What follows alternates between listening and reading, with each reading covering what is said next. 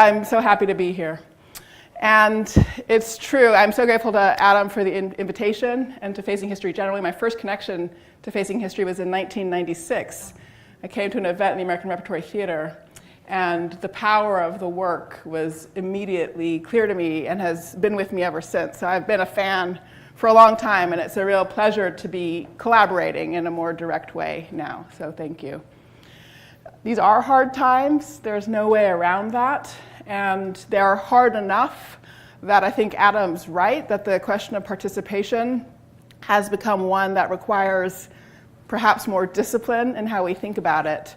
Not merely because one wants to make sure that one's energies are well expended, but because the moment requires resilience and cultivating a capacity for resilience alongside efforts to participate or to be a change maker.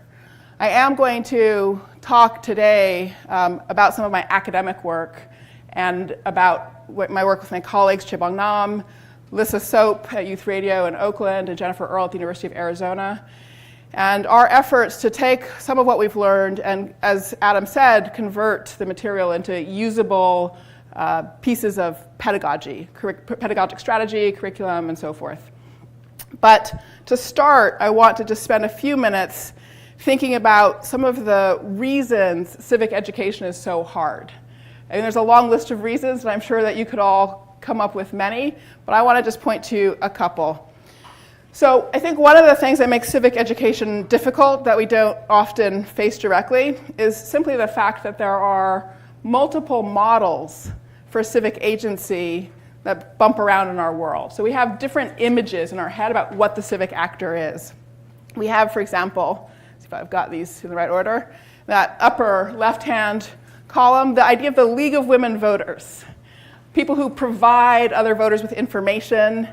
They set up forums for dispassionate deliberation and work with a sort of model of the informed voter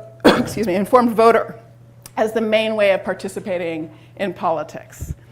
And then we have another model that came back to the fore for us with the Occupy movement, 2010, 2011, right? Sort of the activists. There's no dispassion here. This is passionate, interested advocacy. We saw that, of course, in the civil rights movement. We saw that in anti-war protesting in Vietnam, but it's back again with social movements from Occupy to the movement for Black Lives and so forth. And there are lots of people who look at activism and think, that's not what civic agency is about. That's too messy, it's too confrontational and so forth. And one of the reasons I think people think that is precisely because, to go back, we have this other model about what it means to be a citizen also in our heads. And then what's the third model? Somebody that by now we've almost already forgotten about, John Boehner. Can you believe it? Like, remember John Boehner? It feels like a century ago. Anyway, right? So the politician. Now the politician is a different, altogether again, way of being in politics. It's sort of, we're kind of confused about what the figure of the politician is. We have a very negative view of politicians. So this is, as of 2014, and not even now, but public approval of Congress, right, since 1975 to the present. 1975, right, after Watergate, after Vietnam War, and here we are in 2014, it got down as low as 9% at a certain point. So, there's a fundamental problem with the figure of the politician in our contemporary world, and you hear that a lot from young people who say they don't want to be involved in politics. Right? So politics is a dirty word. The figure of the politician has got something to do with why it's a dirty word. The politician, in the ideal form, somehow combines dispassionate deliberation and the ability to compromise. Right? We know that doesn't happen anymore. And combines partisan loyalties, commitments to a party, solidarity, and that sort of thing, and advocacy on that front, and really deep knowledge about political institutions and the tactics of using political institutions to make things happen. So this last figure is particularly problematic for us at the moment, but the point I want to make here is just that these are really three different models of civic agency. And so for the educator, I think the first challenge is always, sort of, which one are you teaching to? Right? And I want to try to suggest actually today that you don't have to pick. that it's possible to teach to all three simultaneously. But I do think this is one of the things that makes it hard. If you sort of teach more to the sort of activism model, people will say, well, why aren't you teaching the League of Women's Voter model of citizenship, for example? So what I want to try to do is give you a framework that, as I said, unifies these three ways of being civic agents and provides a framework for teaching and thinking about them. So the first important point is that the actual work being done is shared across these three models of civic agency. And it's pretty basic. The Declaration of Independence starts with the phrase, when in the course of human events it becomes necessary to declare the bonds connecting one country to another dissolved. Right, so when in the course of human events, that's a statement of diagnosis. I have surveyed my circumstances, I have diagnosed them as requiring the following prescription. And then the Declaration goes on, when these things happen, it's necessary, a respect for the opinions of mankind, a decent respect for the opinions of mankind, requires that we declare the reasons that impels the separation. So the justification of a prescription is the third key piece of work of any civic agent, regardless of the type. Diagnosis, prescription, justification. And of course then, bringing about action on the basis of those things. We'll come back around to. Now, the diagnosis part, we often, I think, imagine that that is the province of the rarefied world of policy experts. They're going to tell us how to fix the economy, or they're going to tell us what we should be doing in healthcare. But the truth of the matter is that the actual diagnosis of what's wrong in the world around us starts with us, and it starts with young people. And if there's any message I could drive home, the most forcefully today, it would be namely this, that really young people, they see the shape of our world presently. I think they have a better understanding of it than any other generation, but we are not letting young people set the agenda for the issues we pay attention to. And so I think hearing young people's diagnoses, activating them as diagnosers, is the first and most important thing to do. And then, yes, policy experts can come in and help think about the specific diagnoses that have been put on the table and listen to the ideas about solutions and work with young people, work with other people about those solutions and bring their expertise to bear. But that diagnosis is most powerful when it is a truly democratic process, really bubbling up, and when the voices of youth are heard. Right? And you can, in some sense, it's easy to point to things like the issue of mass incarceration, for example. Young people get the power of that issue in a way that older generations don't, for the very obvious reason that it more directly affects them. And you can go through a list of things like that. The economy, the uncertainty of jobs and work right now in the economy, young people get that more powerfully than people my age and above do. And we have to get that voice into the agenda-setting conversation. Okay, but the point is, having said all that, across these types of civic agency, the core work is the same. Doesn't matter whether you're a deliberative League of Women Voters type of person or an activist or a politician, this is the job. So then what distinguishes these three different types of civic agency? The distinction comes in the methods. And there are a few different elements to the differences in the methods. Just want to point out a few. So sometimes when people talk about civic discourse and civil discourse, they want to stress the concept of deliberation. We should all get together and leave our passions and our interests at the door and have a calm, reasonable deliberation about what to do. And that's right for one aspect of civic agency. That's a part of it. Deliberation is one task. That's the task that the League of Women Voters and other organizations like them have embraced. That's right. But there's another task, too. Think about Martin Luther King Jr. standing up in the March on Washington and saying, "I have a dream." Right? In that moment, he conveys a new vision of American values and invites the entire country to reconsider its priorities. And that is prophetic. To do the work of getting people to shift their core understanding of which values matter most to them and their main priorities. All right? That's not about being dispassionate. He wasn't dispassionate up there as he gave that speech. He was being a prophet. That prophetic work, I think, is also actually what the Occupy movement was trying to do. They were trying to convince people that the gap between the 1% who have gained so much income and wealth over the last 3 decades, and the 99% was a problem of moral urgency. There was a lot of criticism of Occupy movement for not connecting their energy and efforts to policy, but that misses the point. They weren't interested in policy, they were interested in prophecy. They wanted us to internalize the 1%, 99% contrast and think about the moral urgency that flows from that, and they succeeded at that. Right, so prophecy is the second task. A third task is fighting fair. Okay, it's the partisan. Right? Yes, people should be interested. They should have things that they're passionate about in politics. The question is, how do we fight fair? We know how to talk about that in the context of sports. We have a concept of sportsmanship. We used to have concepts like that in politics. We've lost them.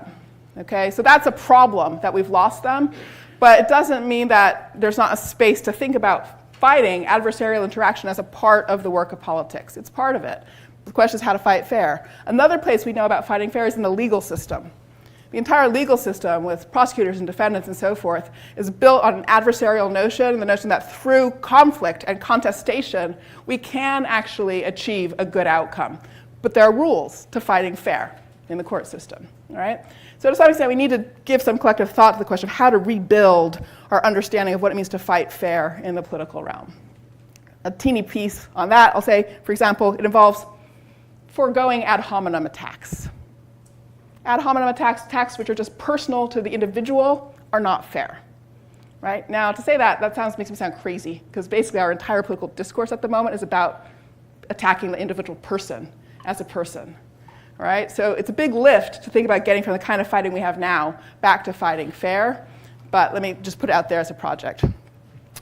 So, to the question then, so if there are these 3 different models of citizenship and they share work but have different methods, then how do we teach? How do we prepare young people to adopt any one of these, or to pick a different role, a different identity at different points in time to move among them? We have to understand the developmental burdens of these 3 different roles. Okay, so here I'm going to get a little bit more detailed. So if you think about the deliberation picture, all right, there are some claims that deliberation picture makes. It makes the claim that I can be dispassionate, I can be disinterested.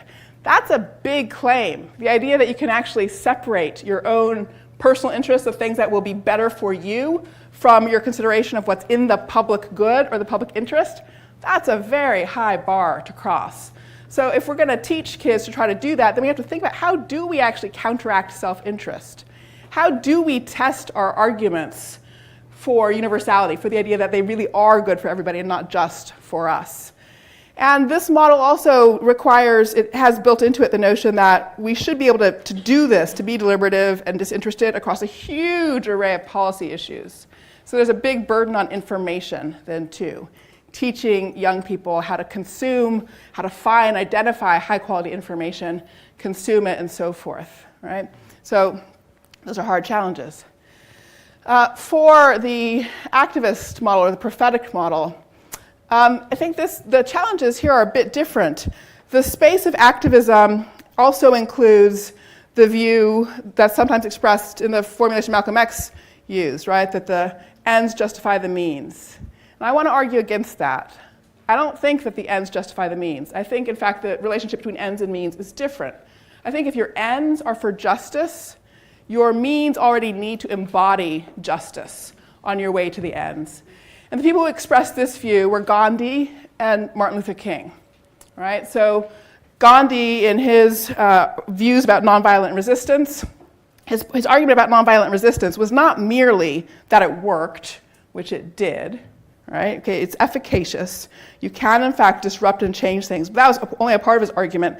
The second part of his argument was that in the act of nonviolent resistance, you were actually bringing into being the world that you were arguing should exist. You were establishing the frameworks and parameters of justice for which you were arguing at the same time. So the position of being nonviolent and setting a sort of absolute limit at violence and so forth was about understanding that in order for the means to work, they already have to embody the principles of the ends. And when means and ends come apart, you're actually undoing your goals. You're losing track of what you actually are after. Now, teaching people to think about this issue of how do you embody your principles of justice in tactics that are efficacious, that's hard, right? I mean, that's a big ask to put on the plate of educators. Now, another developmental burden here, though, is this one about prophecy. Another phrase for thinking about prophetic speech is to call it frame shifting. Now, frames are, think of a sort of picture, and you put a frame around it to call attention to things in the frame. If you've got a picture of a rainbow, you put a pink frame around it, everybody will see the pinks and the reds more than they see the blues and the greens. And so if you want to change people's priorities or their values, you want to put a different frame around what you're describing in the world, okay, the viewpoint you're expressing.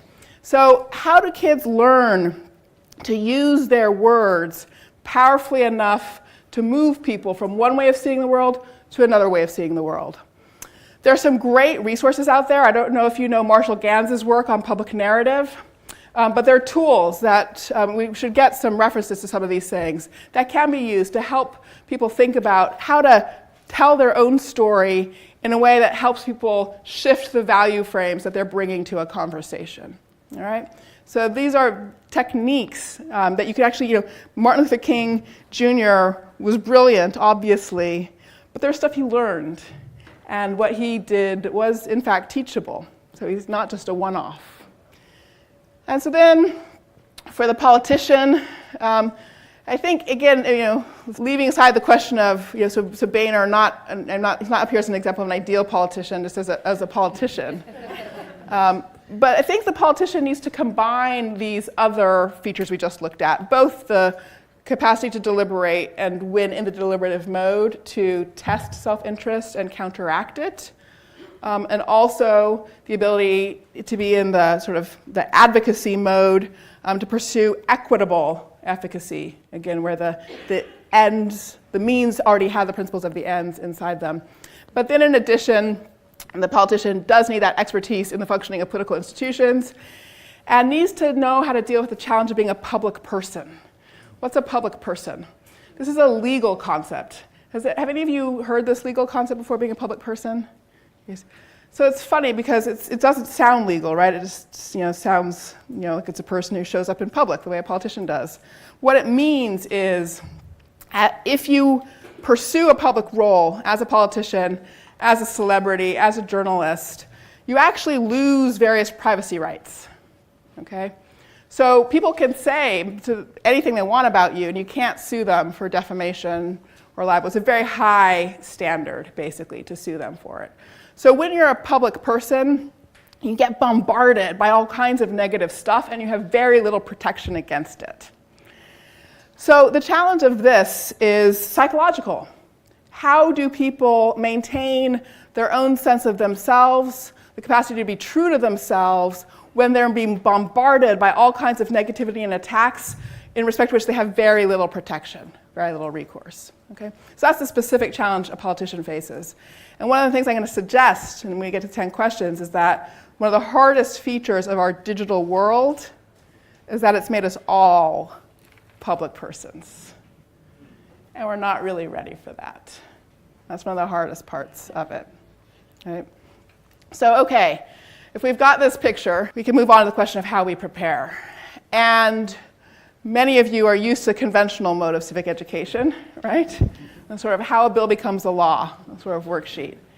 This is knowledge that we need, okay? So I'm not dismissing this body of knowledge, and I invoked it in referring to the expertise in political institutions that a politician needs. Everybody needs it. All three of those types of civic agent really need it.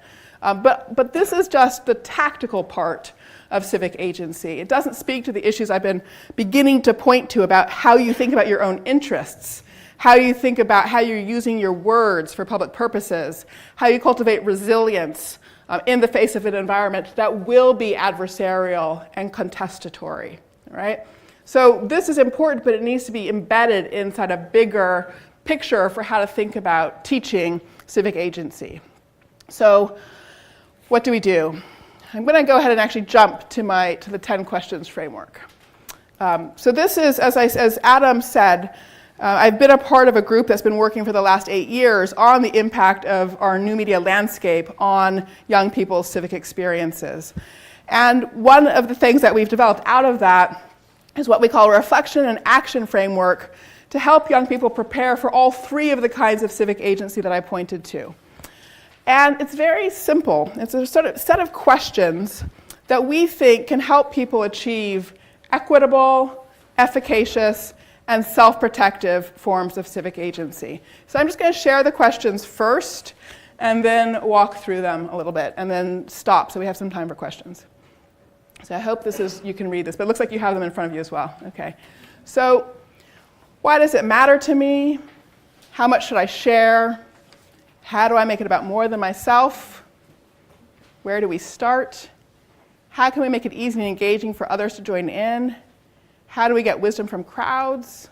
How do we handle the downsides of crowds? Are you pursuing voice or influence or both? How do we get from voice to change? And how can we find allies? So what is this structure about? These seem like simple questions, 10 simple questions, and they are simple questions. And it's slightly embarrassing to say that it actually took us quite a long time to figure out that we thought these were the 10 most important questions to ask.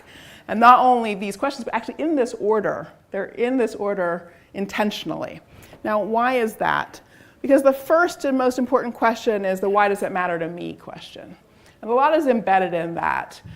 To be a civic agent requires having a strong sense of self and a strong sense of one's purposes. But that question already includes in it too that work of diagnosis, right? I've surveyed my world and I have diagnosed a problem in it, and here's why I care about that problem.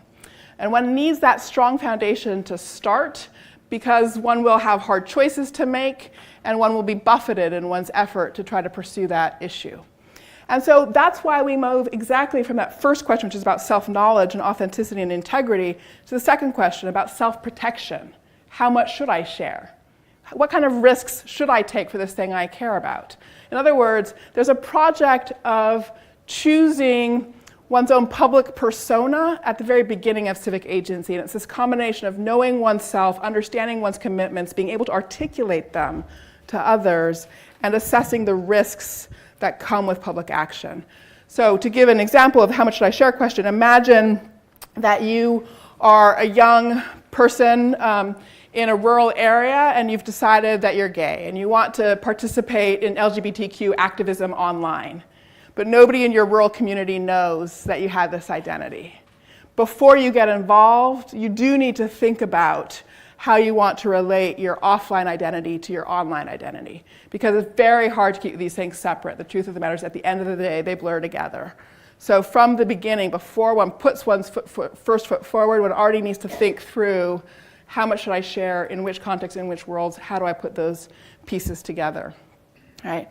Now, I didn't say that much about the concept of equity, but I was trying to get to it in talking about the issue of self-interest and the two issues of if one's making a claim about something being in the public good, knowing how to test that claim, test one's own interests, and then the second issue of thinking about the relationship between means and ends, right? And being able to be equitable in one's choice of means as a part of trying to move justice forward. And those issues are captured in this question number 3. How do I make it about more than myself? Okay? This is a way actually to test the place of one's own interests in what one's trying to do. Because if it's really going to link your interests with a bigger public conception of the good, then it has to be about more than just me. I'm not enough on my own to justify an entire change of a world. So this is a simple question that does get people into the space of testing out their own interests and the degree to which they can harmonize with other people's interests. That's the core and most difficult project of democratic life. How on earth we get our diverse, divergent interests to harmonize. Right? Okay, but now with those first 3, we've got some elements of equity, we've got some elements of self-protection going, and it's time to move on to efficacy. I know what I want to do, I've thought about my risks, I've started to broaden out my conception to a we, move from I to we. Now how do I get something done? Okay, where do we start? And on our website, where we go through these 10 questions, we offer some resources for thinking about that. A lot of the research in our group has pointed to the need to start with where one's peers already are. So for example, if one's peers are really into fandom in a certain area, like say, take Harry Potter as an example, you can actually tap into that cultural interest in your peers and get them connected to the social justice question you're interested in. And in using that example, I'm invoking the example of a group called the Harry Potter Alliance, which has done exactly that. It's taken the character of Harry Potter that many young people love, and Harry Potter is a fighter for justice, and the young people who started this organization connected those Harry Potter narratives and stories to new pursuits, like fighting for fair trade in terms of the use of chocolate production that's sold in movie theaters where Harry Potter movies are shown. They sort of built out a list of issues that, from their point of view, expand the sort of justice pursuit that Harry Potter himself exemplifies. So it's a kind of counterintuitive idea. You don't have to start on some of the things that you want to do in the formal, official realm of politics. You can go to where your peers are already engaged, already participating, and start there. All right. So you can see that the next few questions continue this issue of efficacy. How do we make it easy and engaging for others to join in? And you can see that they're about building out groups of participants. It's about also drawing on new technologies. How do we get wisdom from crowds? The digital tools we have now do permit us to coordinate and learn at a much higher, more powerful scale than was previously possible. But of course, those tools bring downsides, cyberbullying and the like. That's again where we have to prepare ourselves for being in that adversarial realm, have resilience built up already. And so the last three questions are about the difference between voice and influence. I wanted to say one word on that before wrapping up. So as we are walking through these questions, we're clearly in a realm where we can use these questions to help young people think about their own voice, how to use their voice in politics, or in the world of culture and the ways in which culture impacts justice. But there's a big question always about whether or not what one wants is voice and to express oneself and to be clear about one's own position on things, or whether one wants to influence a particular company or a particular set of political institutions or a particular institution like a university. And that's a question people need to ask for themselves up front. Voice is great. It's very valuable. And so I want to endorse people who decide, for me, what I need to do is express myself and make sure that I've stood up and said what I believe in. But I'm not going to choose to try to turn my voice into influence. Okay, so that's a reasonable position for a person to hold and to take after they've thought about everything they want to do. But if you do want to take voice and turn it into influence, then there's a lot to learn about all the levers to be pulled to bring about change. And that's, again, where that tactical knowledge about how a bill becomes a law comes in, and tactical knowledge about how to organize a social movement, and tactical knowledge about how to use social media tools to boycott a corporation, for example, or put pressure on a corporation. So again, on our website, we try to provide resources to help people think about that tactical piece, but we just want to make a point that there's a really significant switch point as a young person's civic agency is developing when they have to think about, is what I care about voice, showing who I am, sharing my story, sharing my commitments, or am I thinking about voice and influence, in which case I need to add that tactical knowledge onto that self-knowledge. All right? So I want to the questions that we've asked in order to be usable by people sometimes need to be slightly reframed. So I think some of your conversations later today will get to this. So for example, the civic agent herself says, why does this matter to me? But a history teacher, to come to the third one, can take an example, lunch counter sit-ins, and say, why does sitting in at lunch counters matter to young civil rights activists? So the questions can be turned, for example, to be given a historical frame, to walk through a specific case study and help people begin to think their way through these questions through an example first before they're asked to apply them to themselves. All right? But I think I'm going to just stop there, actually. So I'm sorry, I had a little bit more, but I want to wrap up. So to summarize, first of all, I think the work that you're all doing of thinking about how to support young people in developing as civic agents is the most important work. And as I said, I'm so glad to be able to be with you. Again, I want to underscore the difficulty of the work and the reasons in our broader context that work is hard. Again, there are these competing models for civic agents. But across the different models, there's shared work, diagnosis, prescription, justification. And I think the 10 questions that we put forward can support any of the 3 models of civic agency and support young people in preparing to adopt any one of those models. But finally, what we're doing with these questions is helping young people be self-conscious about their own choices, that they themselves, in some sense, should curate their practices of civic agency. So the 10 questions provide a structure for a young person to start to curate his or her own approach to civic agency. So I want to thank Chebong Nam for all of her help with this work, and thank Adam.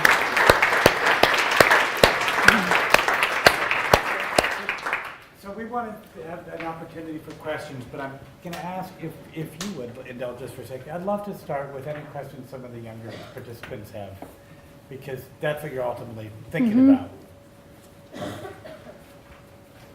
So I'm putting you all on the spot.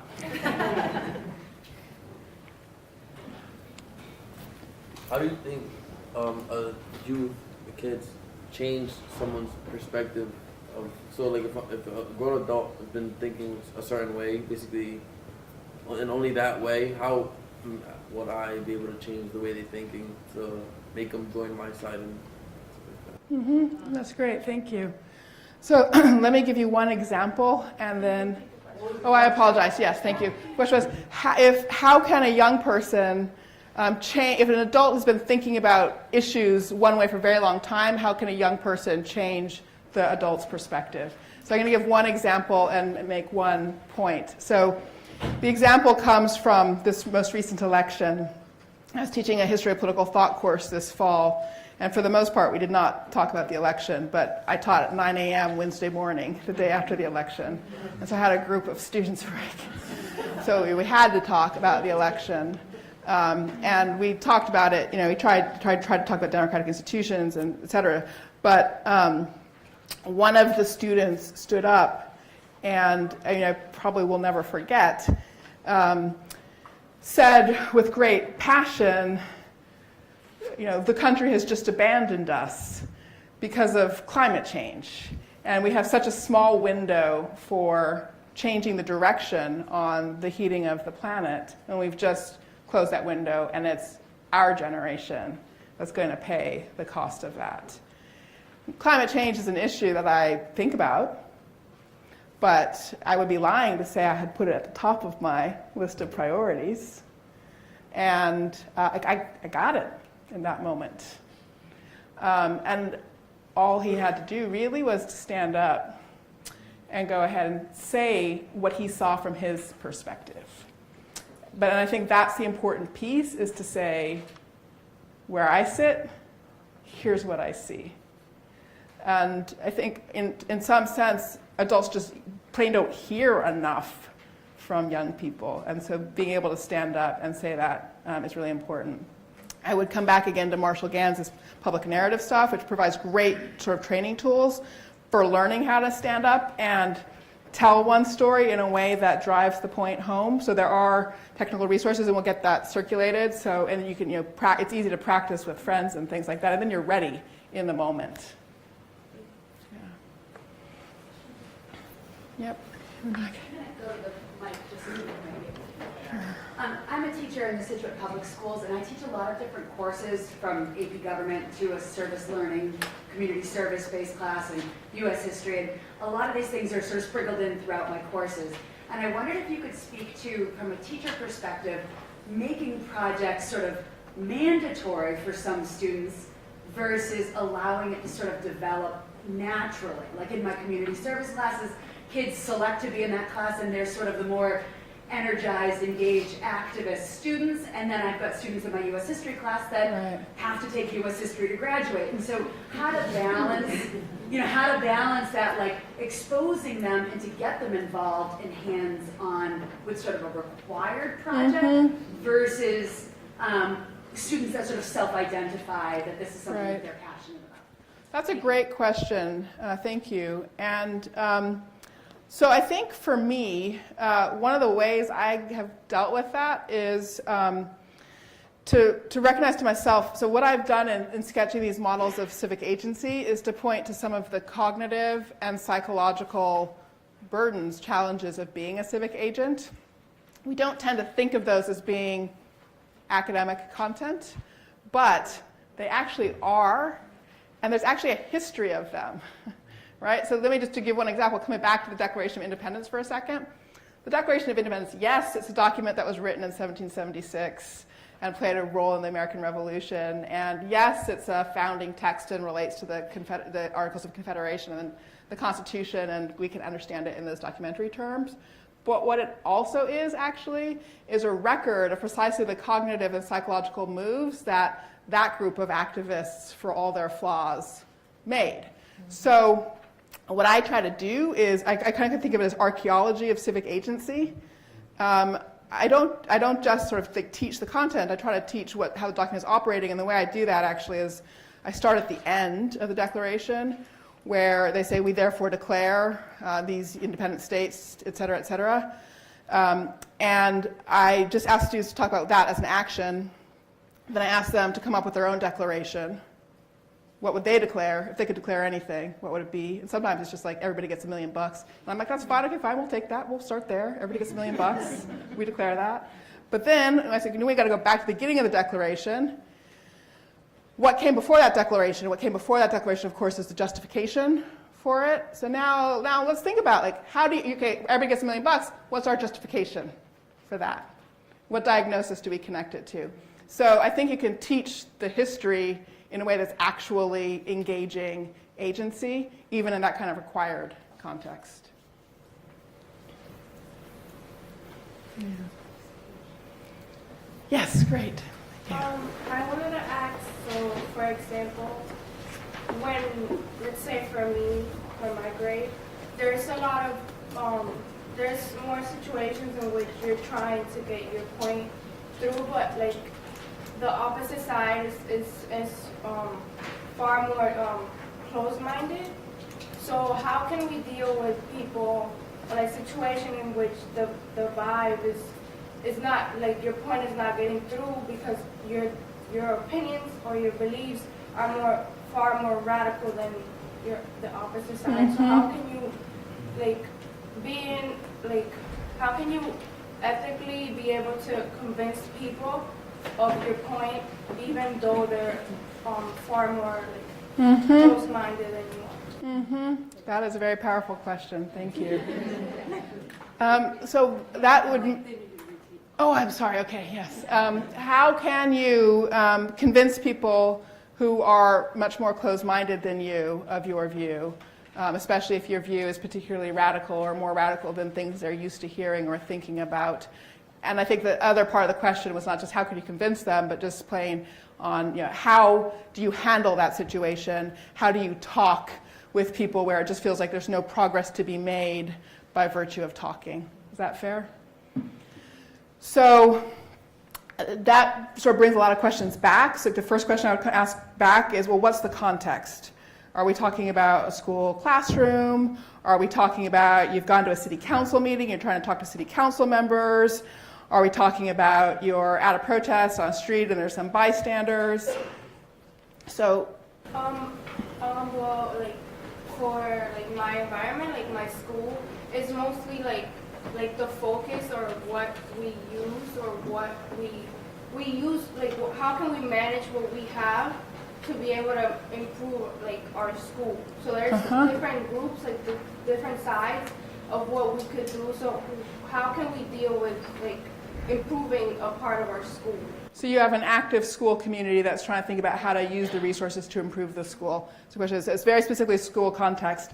So that's helpful, terrific. Thank you. So, but I wanted to ask that context question to say that the answer is slightly different in those different cases. And so part of the challenge is learning the differences in context for these things. So, just a few points to take away. It's a big question, would take a longer conversation. So for the first thing to do, there are lots of things to do. One is to practice with friends what it's like to talk to somebody like that. So in the first instance, just so you don't get rattled. right? So just get one of your friends to play the part of somebody who won't listen to anything. And you need to practice that so you have your own kind of psychic control in that kind of moment. But so then, in the moment itself, the question is, what's the goal? Right? And it's always good going into a speech situation to know what the goal is. Is the goal to persuade somebody? Is the goal to elicit from the conversation the thing that is the biggest obstacle to their own action? And that may be clarifying the interest that's blocking them from being able to move. Right? So it might be persuasion, but it might just be clarifying what the blockage is. And both of those things are valuable. So if you can walk out of that conversation without persuasion, but with a deeper understanding of what the blockage is, then you can go back and strategize about how to go at that blockage.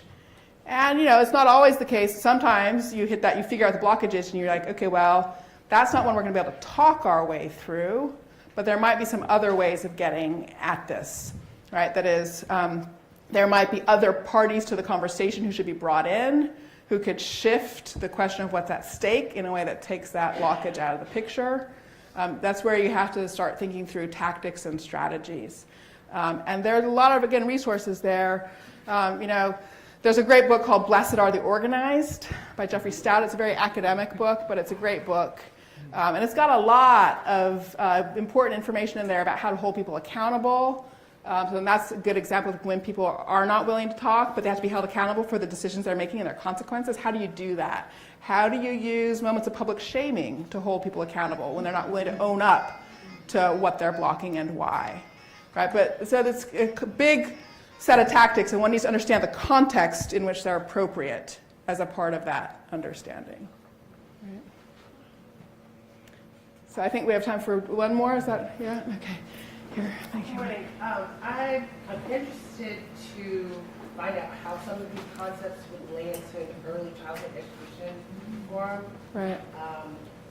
In my position, where I'm an exhibit content developer, and we're looking at doing some social justice work with elementary school grades, and I just wanted to find out your opinion. That's because it great. feels very big to tackle. Right. Okay. No, thank you. So I guess my answer has two parts. So I'm an academic, so it's like you're lucky that it's not 57 parts. So I guess the first is just I want to affirm how important words are and all the work people are doing on early reading. I mean, the single most valuable tool in politics is our linguistic capacity. And so recognizing early reading and early literacy as actually the foundation for civic agency, I think is really important. Just by getting that message out. It's like, this is about empowerment. This being able to be muscular with words. And the second thing that I would add to that is, so then, how can you call out that capacity of words from an earlier point?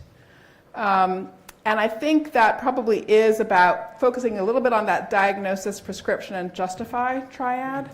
So how do you give young people the words to diagnose what they see happening around them, for starters? And then how do you give them words to come up with solutions to what they see around them? And I don't think, it's not like there is a body of words that are used for that. It's more about how the conversation goes, right?